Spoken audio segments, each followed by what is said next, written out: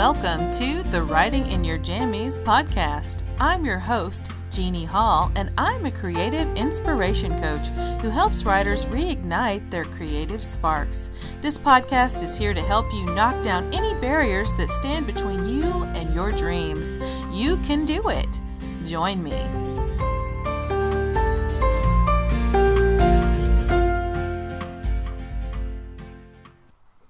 Hello, and welcome to the Writing in Your Jammies podcast. This is Jeannie Hall, your host, and this is episode 47, The Empowered versus the Control Freak. So, does trying to control everything give a person an empowered perspective? Maybe you or someone you know is what you'd call a control freak. Some people even wear that banner proudly. You or they have to redo things to your own or their own demanding specifications. Maybe you put the dishes in the dishwasher and they go behind you and rearrange everything. Maybe you make dinner for this person, but they give you suggestions after dinner on how to do it right. Or maybe while you're cooking, they come into the kitchen and tell you, no, don't do this, do that. Maybe you do a project at work, following the instructions precisely, but they go behind you and redo it the way they like it, even though there was nothing wrong with the way you did it. Why is it that people behave this way? Because if you're on the receiving end, if you're not the control freak, but you have people going behind you redoing everything that you've done, it gets a bit frustrating, doesn't it? If you've ever been on the receiving end of control freak behavior, or another term that's similar is micromanagement, it can be incredibly frustrating and annoying, irritating to have to deal with that, especially if it's on a regular basis. To the person, though, who feels the need to control their external world like this behavior may seem normal. It may seem good to them. Maybe they proudly refer to themselves as perfectionists or the hardest worker in the room. Maybe doing this makes them feel important or like they're proving themselves in some way. Maybe it makes them feel more secure if they do everything themselves. But in actuality, trying to control outside circumstances in this way won't work long term for them. The problem is, you can't do everything yourself. No one person can do everything themselves. And if they try, they're going to do what we call running into a wall. Because everyone is human. And we all have our physical limits. We may be unlimited spiritual beings on that realm and in that way. But when it comes to our human bodies, that's a little different. That's why we can't stay up for 48 hours straight without being exhausted. Many of us feel like we probably couldn't do that at all. I don't think I could. Especially not if you're working physically hard. And many of us, we have our limits on, we have to take care of our bodies. If we don't feed our bodies and fuel our bodies, if we don't make sure that we're hydrating, if we don't take care of our physical needs of requirements in general, then our body will quit functioning on us. And maybe you've been around someone who is proud to work themselves into the ground. They may actually talk about Oh my goodness, my vision is blurring. Oh my goodness, my throat is tight. Oh my goodness, I'm so exhausted. But for some reason, they can't seem to let go of the responsibility of delegating to others or in not controlling every little tiny aspect of their lives. Now, they'll have to at a certain point because everyone has to sleep and everyone has to eat and everyone has to drink and go to the bathroom and all those sorts of human things. But that said, some of them will push themselves and push their health even to the limits. But what does this get them? Continually doing things yourself or continually criticizing how other people do things just because it's not the way you would do it is not a sign of empowerment or strength. What it's actually a sign of is insecurity. Most of the people we would term control freaks feel out of control in one or more of the vital areas of their lives. And they seek to find that control in some other part. So maybe their relationships are in a shambles, or they feel too much pressure at work. So then they try and control an area of their life that they do feel like they're good at. Maybe they are unhappy in general and feel the need to manipulate every itty-bitty piece of minutia around them, even if it's not that important in the grand scheme of things. So, for example, let's say your mother-in-law adds ingredients to the dinner you're making without asking you first, saying she knows best what her son likes.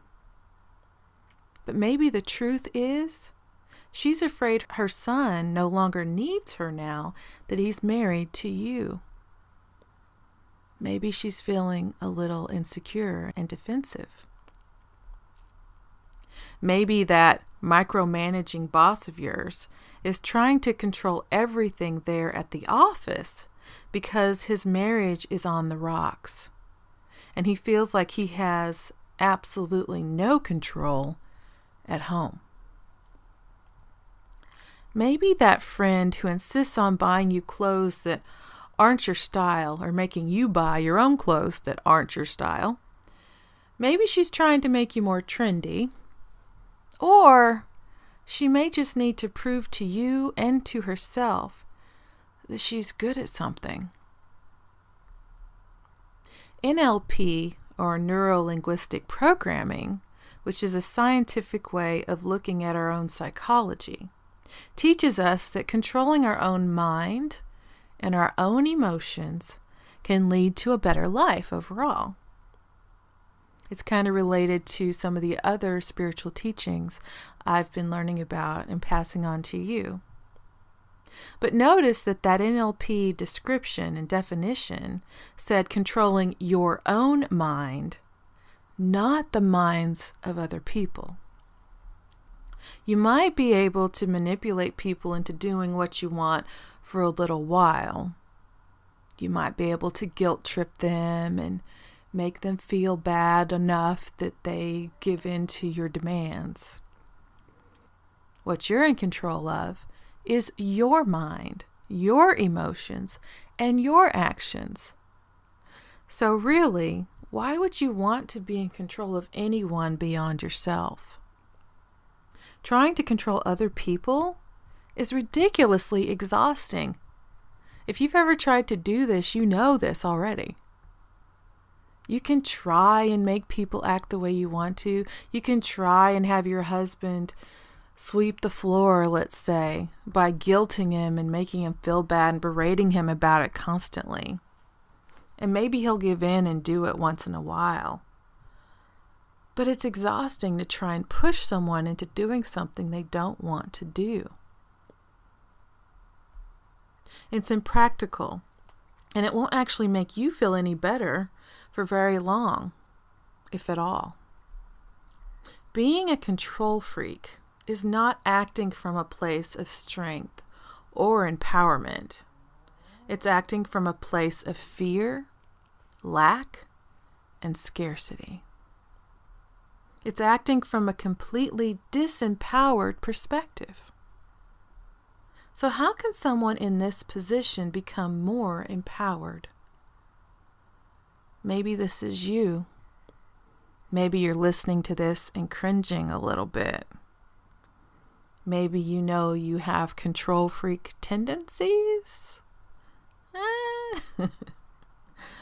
That's okay. Because the solution is completely possible. All you have to do is work on your own mind.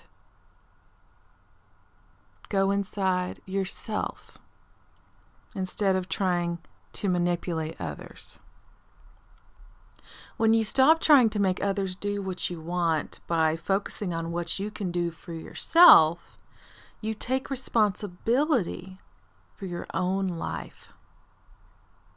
What control freaks tend to do is blame outside circumstances for whatever has gone wrong in their lives, or maybe even just in that moment, or for a past event which isn't actually affecting them right now, but they're still blaming it like it is. Like, here's an example. I'm overweight because of my pregnancies, someone might say. Even when this woman has kids that are all over 5 years old. I've heard that several times. Maybe this woman gained weight during her pregnancies, which is normal and even healthy. But to blame that pregnancy, which occurred so long ago, for extra weight that she's carrying now? That doesn't make sense.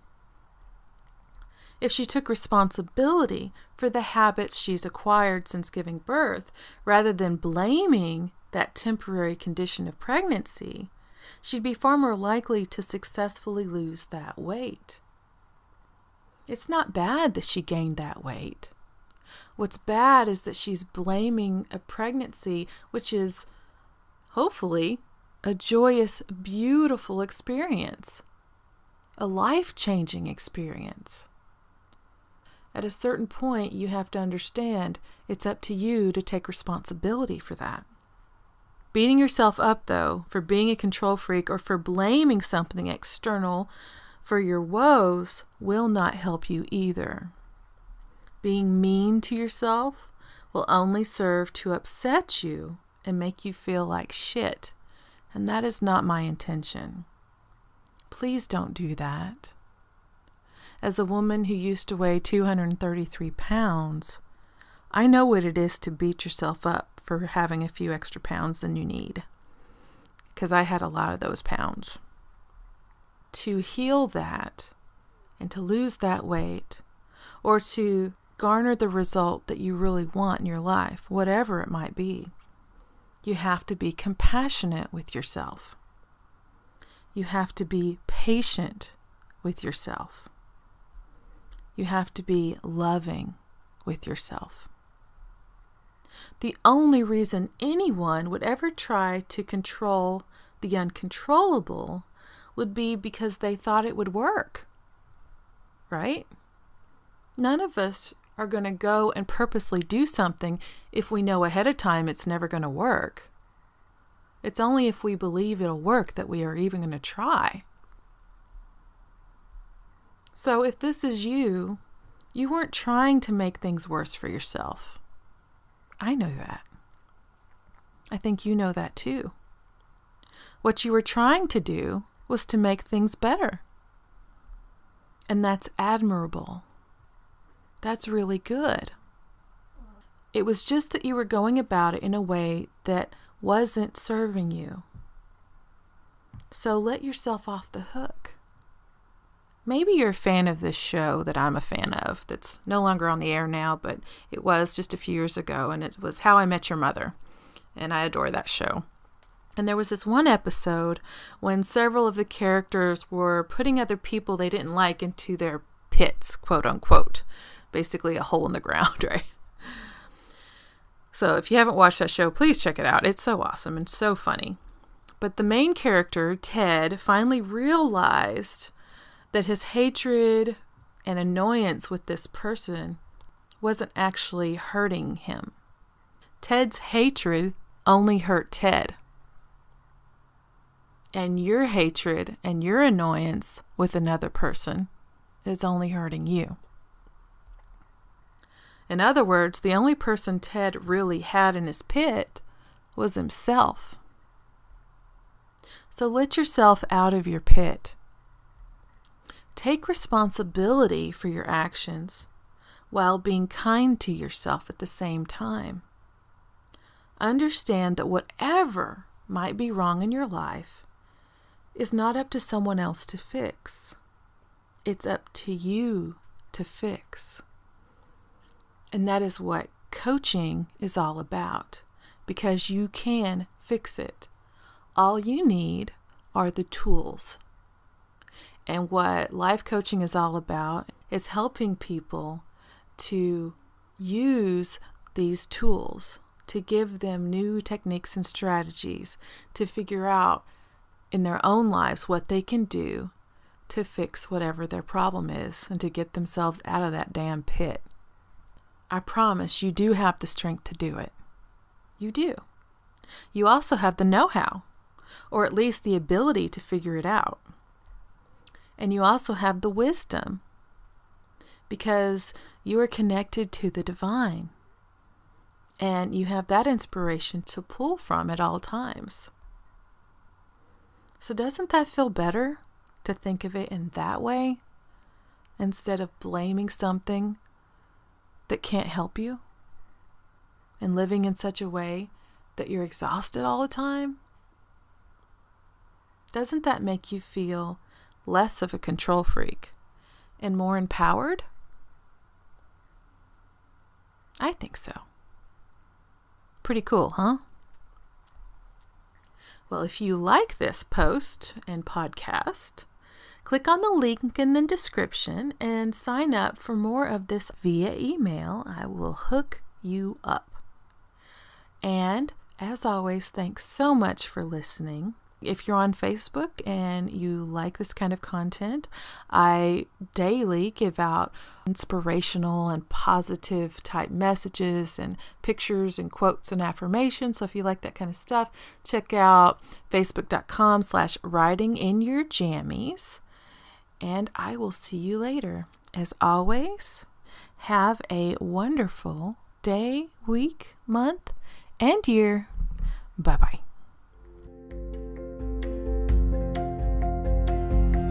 Thanks so much for listening to the Writing in Your Jammies podcast. I appreciate every download and every person who has subscribed.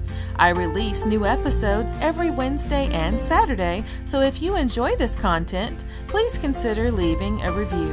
The more reviews fledgling shows like mine receive, the more visible it becomes on the various podcast stations. Each review helps, so if you enjoy what I've been sharing, please help others find this show by leaving a brief review. Thanks again for listening.